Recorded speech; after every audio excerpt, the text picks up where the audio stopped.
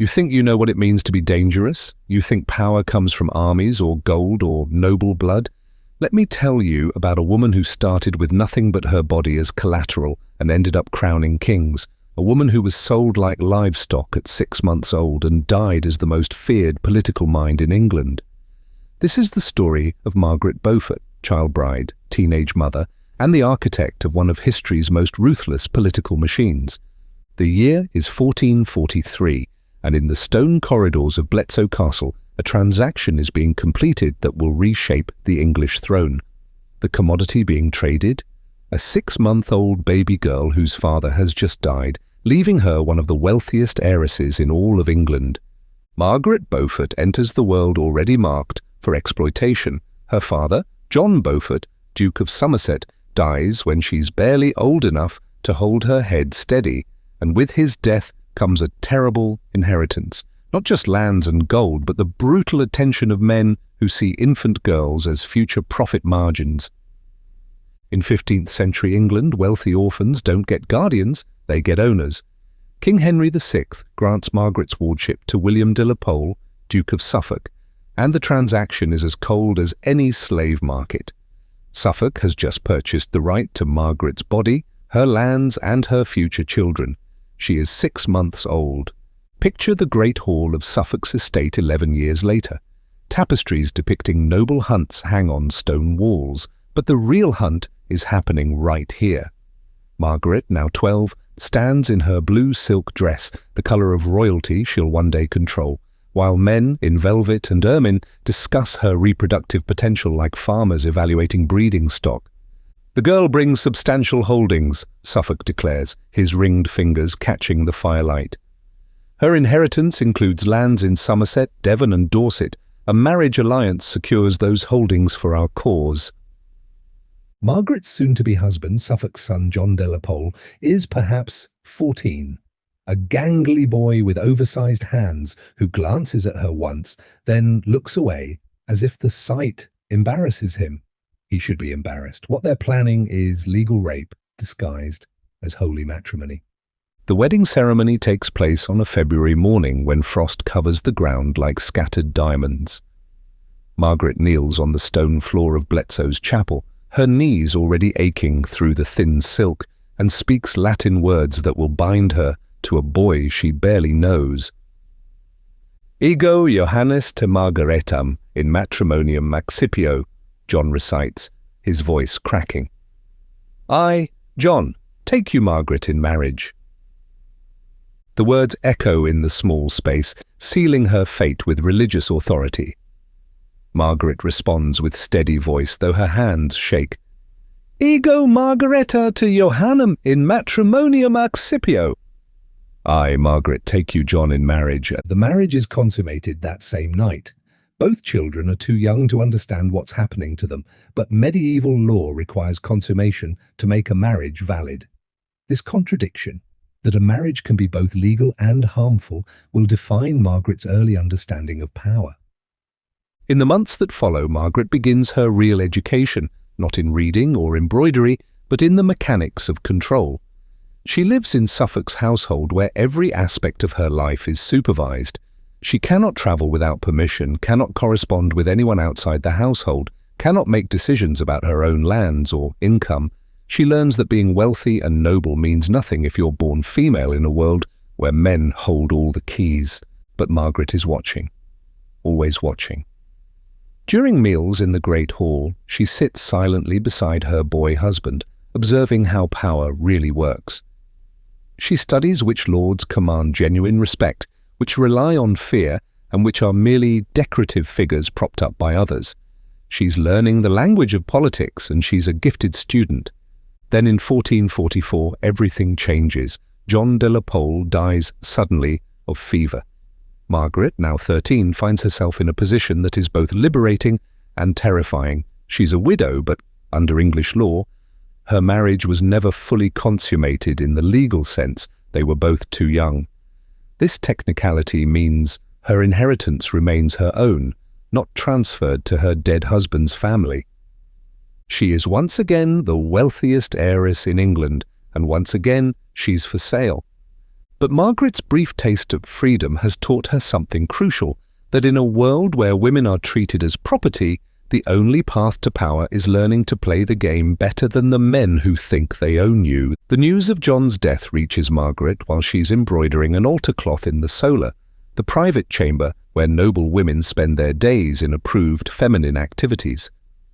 Her needle creates tiny, precise stitches in golden thread, the kind of delicate work that demonstrates both her noble status and her training in domestic submission. William de la Pole enters without ceremony, his face grave, but his eyes calculating. "Your husband is dead," he tells her, offering no warmth or comfort. "Fever took him in the night." Margaret's needle stops mid-stitch, but she doesn't look up from her work. She's learned that showing emotion in front of powerful men reveals weakness they can exploit. "I see," she says quietly, continuing her embroidery with steady hands. Suffolk watches her reaction with the attention of a merchant evaluating merchandise. Margaret's composure impresses him. A girl who can receive news of her husband's death without weeping is a girl who can be trusted to behave appropriately in any political situation.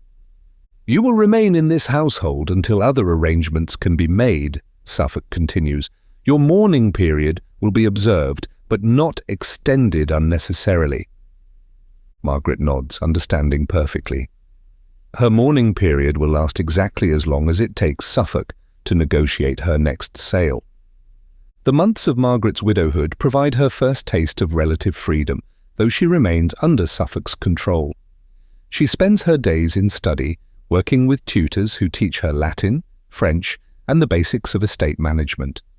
These lessons aren't intended to prepare her for independence. Women of her class are never truly independent, but to make her a more valuable wife. Margaret proves an exceptional student. She masters Latin with scholarly fluency, enabling her to read legal documents and religious texts in their original language. Her French becomes elegant and sophisticated. Most importantly, she begins understanding the complex financial arrangements that govern her inheritance. The account books reveal the true scope of her wealth. She owns thousands of acres of productive farmland, generating enormous annual income. Her estates include stone quarries, timber forests, and river rights for mills and fisheries. The total value makes her one of the richest individuals in England, regardless of gender.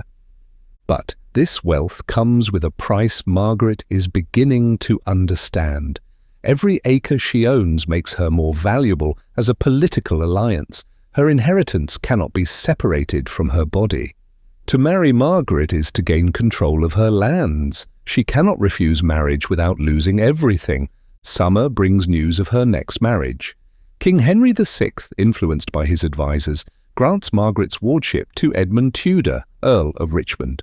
The arrangement serves multiple political purposes. It strengthens the Tudor family's position at court, provides Edmund with Margaret's income, and creates an alliance that will prove crucial in the coming Wars of the Roses. Edmund Tudor is approximately 24, making him a decade older than Margaret. He's the son of Owen Tudor and Catherine of Valois, widow of King Henry V. This royal connection makes Edmund valuable, but it also makes him dangerous, a man accustomed to taking what he wants. The negotiations take place at Westminster Palace in autumn 1445. Margaret, now 14, travels with guards who ensure compliance rather than comfort. Westminster's Great Hall is one of the largest enclosed spaces in Europe, its walls soaring into shadows, the floor covered with rushes that rustle with every movement. Margaret stands beside a carved pillar, watching the men who will decide her future. Edmund Tudor is tall and powerfully built, discussing her inheritance as if she weren't present. "The girl's lands will provide substantial income for our household," Edmund declares. "With proper management, the estates should yield enough to support our position at court and fund our military obligations." He glances at Margaret briefly, evaluating her like a promising horse. Young, healthy, wealthy, everything a nobleman could want in a wife. King Henry VI, barely 24 himself and already showing signs of mental instability, nods approval. His endorsement makes the marriage a royal command. Margaret cannot refuse without committing treason. The wedding ceremony at Bletsoe in early 1446 is more elaborate than her first marriage, befitting Edmund's status. Margaret wears cloth of gold and a circlet of precious stones, marking her rank as future countess. She speaks her vows clearly, having learned that reluctance invites speculation about her suitability. Edmund's vows are confident and possessive. When he places the heavy gold ring on her finger, his hand completely covers hers, a physical reminder of the power dynamic governing their marriage. She will wear this ring for the rest of her life, a constant reminder of this moment when her independence was formally surrendered. The consummation takes place that same night. This time there's no question of the participants being too young. Margaret is 14, considered fully adult by medieval standards, and Edmund is an experienced man who understands exactly what he's claiming.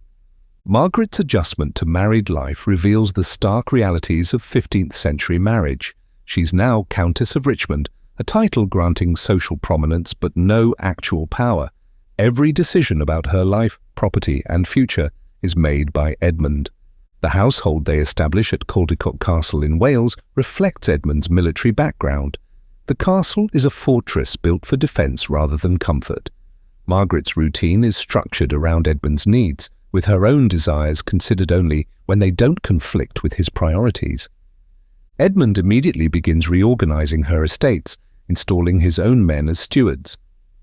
Income from Margaret's lands is diverted to fund his military campaigns, with no consideration for her preferences. Margaret watches these changes with growing understanding. She's wealthy in name, but powerless in practice.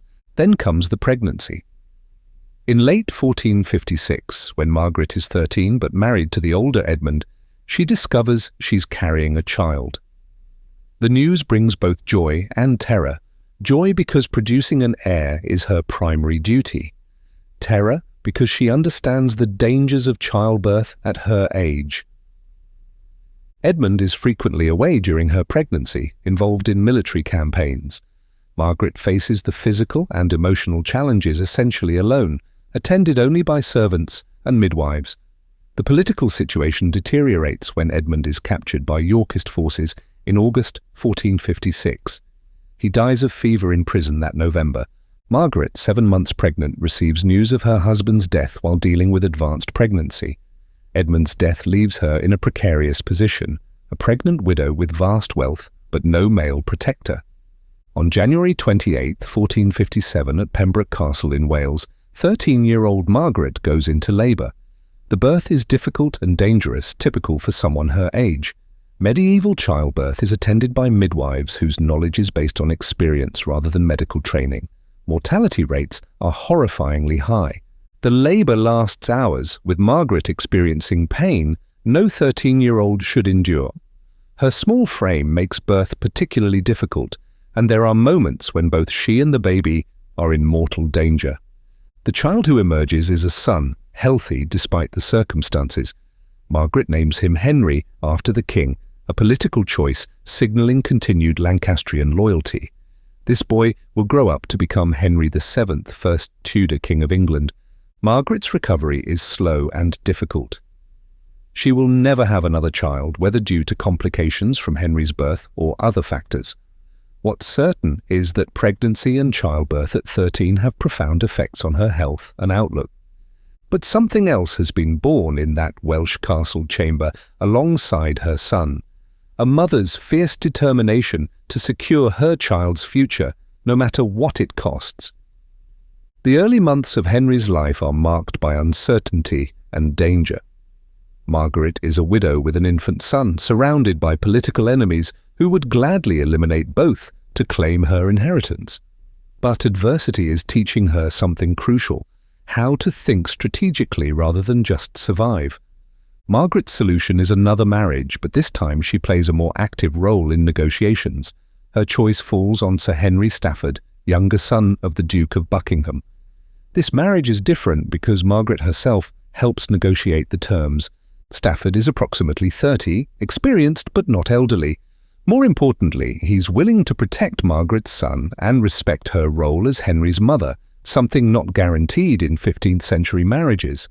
The marriage to Henry Stafford in 1458 is smaller and more private than her previous weddings. Margaret is no longer a valuable virgin being traded for political advantage, but a widow with a child seeking protection and stability. Margaret's relationship with Henry Stafford proves the most stable of her marriages. Stafford treats her with genuine respect, allowing her to develop intellectually and begin participating in political activities. Under his protection, Margaret starts emerging as a political figure rather than simply valuable property. The years from 1458 to 1471 mark relative stability in Margaret's personal life, even as England descends into the Wars of the Roses. She uses this stability to develop political skills and build the network of alliances that will eventually help her son claim the throne. Margaret becomes deeply involved in the Lancastrian cause, using her wealth to support the faction offering the best chance for Henry's future. She develops relationships with other noble families, provides financial support for military campaigns, and begins understanding how power really works. Her political education is comprehensive and practical. She learns to read subtle signals indicating shifting alliances, understand economic factors driving political decisions, and recognize personal motivations influencing public actions. Most importantly, she learns to use wealth and social position to influence events rather than simply react. Margaret's activities during this period reveal her growing sophistication. She maintains extensive correspondence with other nobles, carefully building relationships that might prove useful. She provides loans to cash-strapped lords, creating debts that can be called in for political favors. She offers her estates as meeting places for Lancastrian supporters, becoming a crucial node in the party's communication network. But Margaret's real genius lies in her ability to appear harmless while accumulating power. She presents herself as a devoted mother and pious widow, concerned only with her son's welfare and her own spiritual development. This facade allows her to operate below the radar of more obvious political figures. The death of Henry Stafford in 1471 marks the end of Margaret's most stable marriage and the beginning of her emergence as one of England's most powerful women. She's now 28, experienced in politics and court life, and determined to secure her son's future regardless of obstacles. Margaret's fourth and final marriage is to Thomas Stanley, Earl of Derby, whose political flexibility matches her own. Stanley has managed to maintain his position through multiple regime changes, making him ideal for Margaret's ambitions. Their marriage in 1472 is a partnership based on mutual respect and shared political goals. Under Stanley's protection, Margaret begins operating more openly as a political figure. She maintains correspondence with noble families, provides financial support for preferred causes, and positions herself as a potential kingmaker. Margaret's transformation during this period is remarkable. The girl who was once traded like livestock has become a woman who trades in political influence. She understands that in a world where women can't hold formal power, they must create informal networks of obligation and alliance. Her methods are subtle but effective. She loans money to struggling nobles, creating financial dependence. She arranges marriages between her supporters' children, binding families together through blood ties. She provides sanctuary for political refugees, earning loyalty that will prove invaluable later. Margaret's religious activities during this period serve multiple purposes. Her public piety enhances her reputation while providing cover for political meetings disguised as prayer gatherings. She funds religious institutions, creating another network of grateful dependents. She corresponds with bishops and abbots, building relationships within the church hierarchy. But beneath this facade of feminine devotion lies a calculating political mind.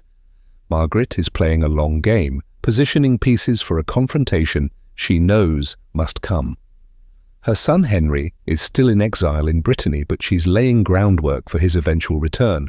The 1470s and 1480s are a period of intense political activity, as Margaret navigates Yorkist rule under Edward IV and later Richard III. She works constantly to advance Henry's interests while avoiding the fate of nobles who miscalculate their positions. Her survival and success demonstrate the political skills she's developed since childhood. She's learned to smile while plotting, to appear submissive while maneuvering, to use her femininity as both shield and weapon. Margaret has mastered the art of seeming powerless while accumulating real influence, but the ultimate test of her abilities is approaching, and it will require her to risk everything she's built. The year 1483 brings the crisis Margaret has been preparing for her entire adult life. King Edward IV dies suddenly, leaving his 12-year-old son, Edward V, as heir. But before the boy can be crowned, his uncle Richard seizes the throne, declaring Edward and his younger brother illegitimate bastards. The two young princes disappear into the Tower of London, never to be seen again. Richard III's usurpation creates the opportunity Margaret has been waiting for. With the rightful Yorkist heirs eliminated, her son Henry's tenuous claim to the throne suddenly becomes viable. But seizing this opportunity will require Margaret to risk everything she's spent decades building. Margaret's position is incredibly dangerous. As mother to a potential claimant, she's automatically suspect in Richard's eyes. Any move she makes could result in her execution for treason. But she's not the powerless child bride she once was. She's a political strategist who's been planning this moment for 20 years. Her first move is characteristically subtle. Through intermediaries, she begins reaching out to other nobles dissatisfied with Richard's rule. She doesn't approach them directly, that would be treason. Instead, she uses her network of religious contacts, loyal servants, and family connections to gauge support for her son's claim. The responses are encouraging. Many nobles are horrified by the prince's disappearance and Richard's brutal methods. They're looking for an alternative, and Henry Tudor represents their best hope. But support means nothing without action, and action requires coordination, funding, and most dangerously, a leader willing to put their name to rebellion. Margaret finds her leader in an unexpected place, Henry Stafford, Duke of Buckingham, her late husband's nephew. Buckingham is one of Richard's key supporters, but he's growing disgusted with the king's increasingly paranoid and violent behavior. More importantly, he has his own claim to the throne through his descent from Edward III. The approach to Buckingham requires Margaret's most delicate maneuvering. She cannot be seen talking to him about rebellion. That would mean immediate execution. Instead, she uses her position as his aunt by marriage to arrange seemingly innocent family visits. During these meetings, she plants seeds of doubt about Richard's legitimacy while hinting at alternatives. Buckingham is intrigued but cautious. He needs more than hints. He needs concrete assurance that Henry Tudor has the support to make rebellion worthwhile. This is where Margaret's years of building relationships pay off. She can provide names, locations, and financial commitments from across England. She's not just offering him a gamble, she's offering him a carefully planned campaign. The conspiracy that emerges is a masterpiece of medieval political organization. Margaret serves as the central coordinator, using her extensive correspondence network to communicate between scattered groups of supporters. Messages are hidden in seemingly innocent letters about family matters, religious discussions, and business transactions. Money flows through Margaret's financial network. She provides loans to equip rebels, purchases supplies that are accidentally left where supporters can find them, and uses her estates as meeting places and safe houses. Her wealth becomes the rebellion's sinews of war. But Margaret's most crucial contribution is strategic. She understands that military force alone won't win the throne. Henry needs legitimacy.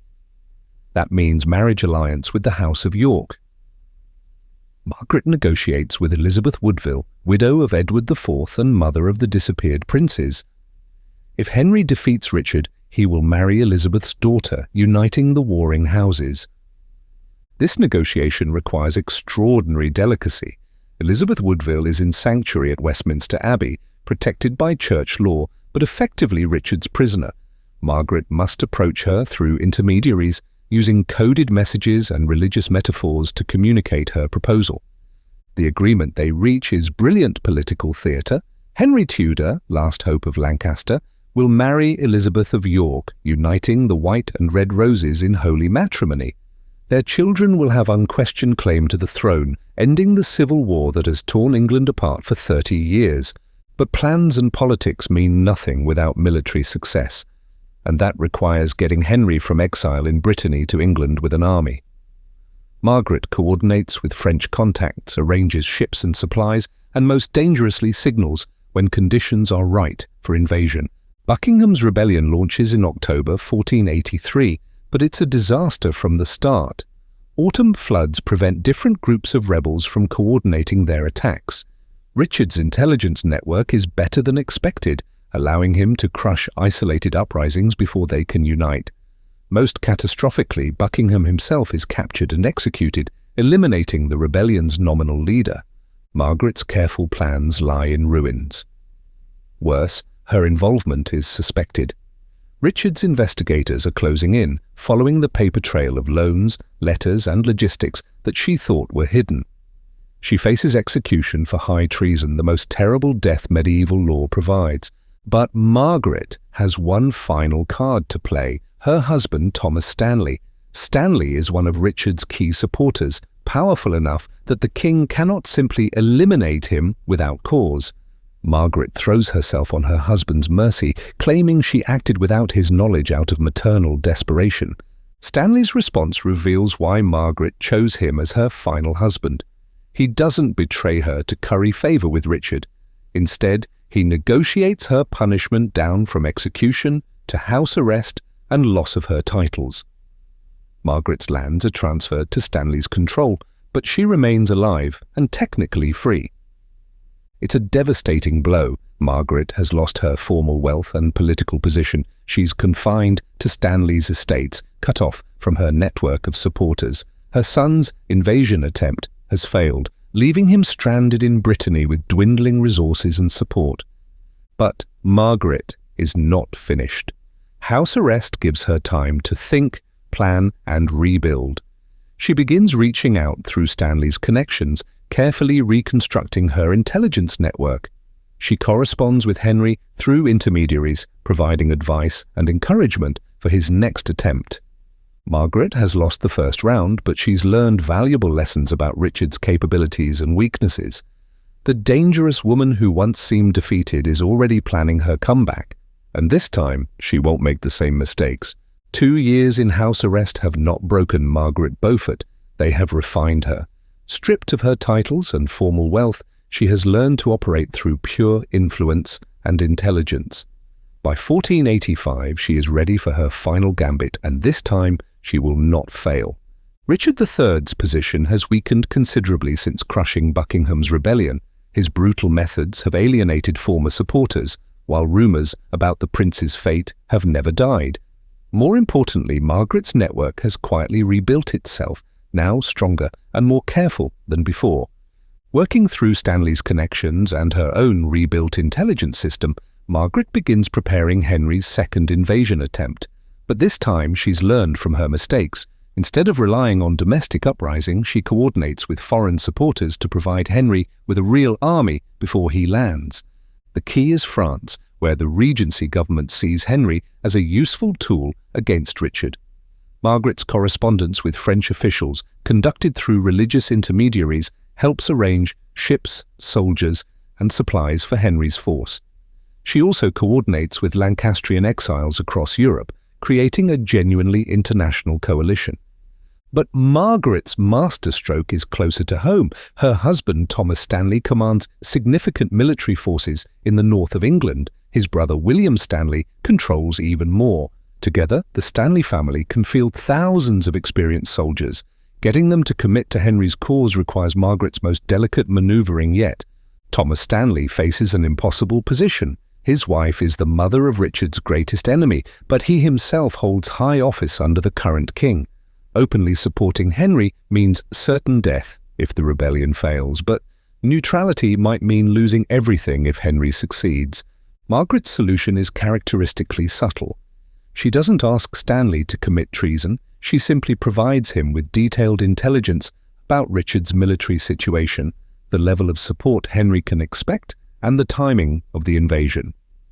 She lets Stanley draw his own conclusions about which side is likely to win. The intelligence Margaret provides proves crucial. Her network has infiltrated Richard's court, providing detailed information about the king's military preparations, political support, and mental state. She knows Richard is planning to march north to confront Henry's landing, leaving London vulnerable. She knows which nobles are secretly wavering in their support. Most importantly, she knows Richard is increasingly isolated and paranoid. Henry Tudor lands at Milford Haven in Wales on August 7, 1485, with approximately 2,000 men, mostly French mercenaries and English exiles. It's a pitifully small force to challenge an anointed king, but Margaret has calculated the odds carefully. Richard's support is brittle, and wavering nobles will join the winning side once battle is joined. The march across Wales proves Margaret's analysis correct. Welsh nobles flock to Henry's banners, swelling his army to nearly 5,000 men. English nobles send private messages of support while publicly maintaining loyalty to Richard. The careful groundwork Margaret has laid for 20 years is finally paying dividends. But everything depends on the Stanley brothers. They command the largest independent military force in England, and their decision will determine the battle's outcome. Margaret's relationship with her husband becomes the fulcrum on which the throne of England turns. As the armies converge near the town of Market Bosworth, Margaret's final preparations reach fever pitch. She uses her remaining loyal servants to carry messages between wavering nobles, providing last-minute intelligence and encouragement. She coordinates with her son's supporters inside Richard's army, identifying potential defectors when battle begins.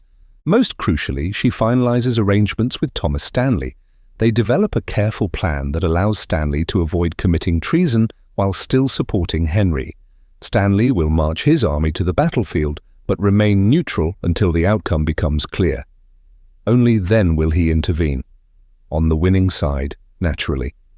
August 22nd, 1485. The Battle of Bosworth Field begins at dawn, and Margaret's 25-year campaign to make her son king reaches its climax. She waits at Latham House, Stanley's stronghold, receiving reports from the battlefield through her network of messengers. The early reports are terrifying. Richard's army significantly outnumbers Henry's forces. The king himself is fighting with desperate courage, cutting down enemies with his own sword. Henry's inexperienced troops are wavering under the assault of Richard's veterans. But then Margaret's careful preparations begin showing results. The Earl of Northumberland, commanding Richard's reserves, refuses to advance when ordered. He's been secretly negotiating with Margaret's agents for weeks, and now he stands idle while his king fights for life. More catastrophically for Richard, Sir William Stanley chooses this moment to reveal his true allegiance. The man who has pretended loyalty to the crown charges into battle on Henry's side, his fresh troops smashing into Richard's exposed flank. Richard III, last Plantagenet King of England, dies on the battlefield with his crown literally hacked from his head. The circlet of gold is found in a thorn bush and placed on Henry Tudor's head by Lord Stanley himself, Margaret's own husband crowning her son King of England. Margaret receives the news at Latham House as the sun sets on August 22nd. Her messenger, mud-splattered and exhausted from riding all day, falls to his knees before her. "Your Grace," he gasps, and the title makes Margaret's breath catch. She is no longer simply Lady Stanley, she is the king's mother, and in England, that makes her the most powerful woman in the realm. "Your son is King of England, Richard is dead. Long live King Henry VII."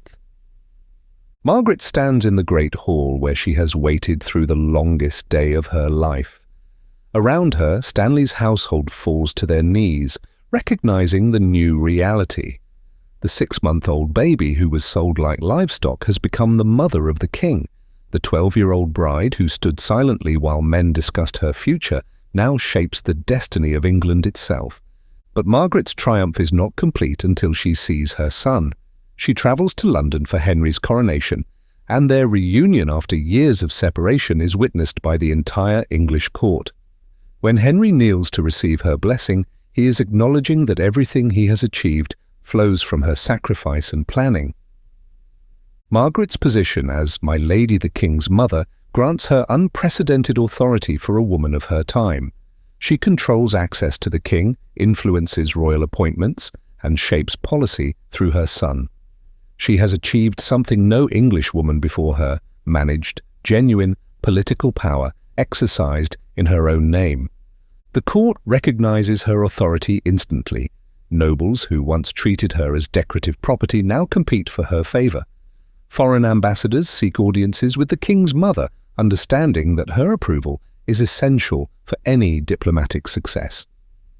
She has become what she always needed to be: too powerful to ignore and too dangerous to cross. Margaret uses her position to reshape English politics fundamentally. She arranges her son's marriage to Elizabeth of York, fulfilling the promise that helped secure Yorkist support for his invasion. She systematically eliminates potential rivals to Henry's throne while building a new nobility loyal to the Tudor dynasty. Most importantly, she ensures the succession by overseeing the upbringing of her grandson, the future Henry VIII. The woman who was once property has become England's queen in everything but name. She wears robes of state, maintains her own court, and issues orders that carry the weight of royal command. When she speaks, England listens, because everyone knows that behind every word lies 40 years of careful planning and ruthless execution. Standing in Westminster Abbey at Henry's coronation, watching her son receive the crown she spent a lifetime securing for him, Margaret Beaufort finally sees the completion of her work. The powerless child bride has become the architect of a dynasty that will rule England for more than a century. She is 68 years old when she dies in 1509, having outlived most of her enemies and seen her grandson Henry VIII secure on the throne. Her final words, according to contemporary accounts, are characteristic of the woman she became: "God save the King." But her real epitaph is carved in the history of England itself. Every Tudor monarch, from Henry VII through Elizabeth I, traces their authority back to Margaret Beaufort's refusal to accept powerlessness as permanent. She proved that in a world designed to crush women, the most dangerous weapon is a brilliant mind combined with absolute determination to never, ever surrender. The child bride became the Queenmaker, and England would never be the same, would never be the same, would never be the same, would never